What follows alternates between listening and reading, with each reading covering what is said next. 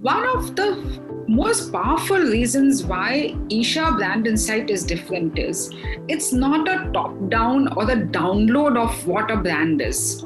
It's a collaborative process, and a collaborative process that is actually assisted by some of the sharpest brand minds in the industry and in the country today. And it's a process where you handhold every participant, every organization through their brand journey. We go through it. I think Isha goes through it in a very structured manner. The why of branding, the what of branding, and the how of branding. So from purpose to positioning to plan, with the help of some of the best expert minds in the industry and in the country, the businesses leave a workshop like this with a complete brand blueprint. I haven't seen that happen in any of the workshops that I have attended during my branding learning years. So to that extent, this is very unique.